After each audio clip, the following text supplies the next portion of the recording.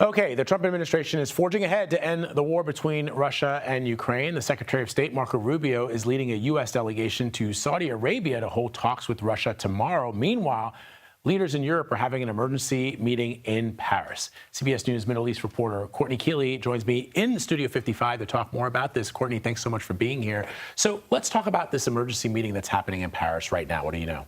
Well, we are seeing all the European leaders meet. Now, they're not really included in these Russian-American talks set in Saudi Arabia, so it's interesting. They're only having their separate meeting. It was an emergency summit arranged by the French and Emmanuel Macron. The Brits, who are not part of the EU, are part of it, and the Brits are making news because they said they'll be willing to put ground troops on the ground for peacekeeping. The Swedes said that they would think about that too. They would be open to it. Germany as well. Poland, who's also part of these talks, said they would help with logistical and physical support, but not troops in terms of peacekeeping. So you're seeing Europe wake up to the fact that they're not being included and that they have to worry about their own peace and security. So they're having this meeting to discuss also financing. They're depleted in terms of weaponry and arms after these 3 years. So is the U.S. on certain levels like ammunition. So you're also seeing the Secretary General of NATO in this meeting as well.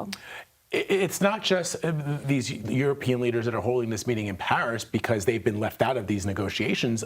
From what I understand, Ukraine's not involved in the discussions that are happening between the United States and Russia. So how does that fit into all of this? And what does it mean, just in talking to your sources on the ground, for the future of Europe? If Russia can invade a country, a sovereign country, make territorial gains, and then have the United States say, you know what, you can keep those gains without conceding anything. In fact, we understand the United States is going to be lifting sanctions. So as former NSA Director John Bolton said last week, they must be drinking, I'm quoting him, Russia must be drinking, the Kremlin, vodka straight from the bottle in celebration because there's been nothing that they've had to do in return for what the United States is asking. So how does Europe feel about this going forward? Right, they're not making Russia hurt for invading Ukraine. There's no hurt there. There's no pain point.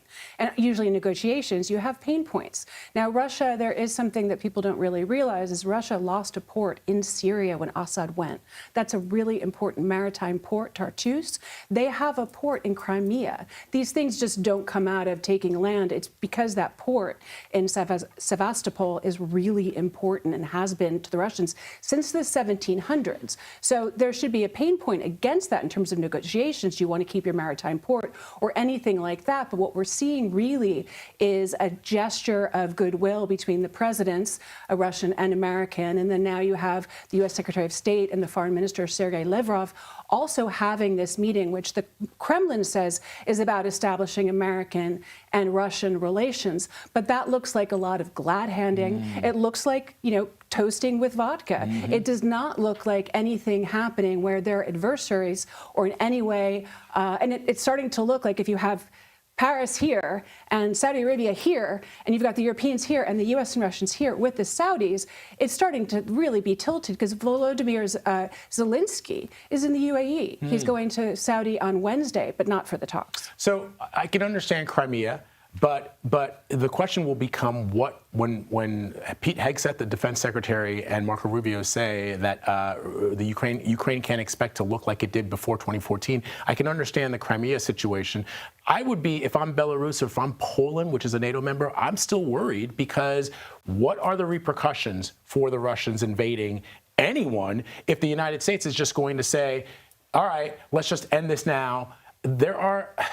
It just is striking to me that Ukraine would not be involved in these discussions, and ultimately whatever's decided, they're going to have to sit and take it. Right, and you have all of Europe on high alert. That's why they're in Paris. It's not just Poland where we saw the influx, the exodus of refugees coming out during the invasion. It's not Belarus that really is dominated by Putin, and one could say it's not an independent governing country. They're all at the whim of Russia, like we saw during the invasion, which was horrific and deadly. And now you're seeing them at the whim of Russia and America potentially, or at least not talking. So they need to get to the table for it to look somehow balanced. Courtney, great to have you in studio. Thank you very much for your reporting. Appreciate it.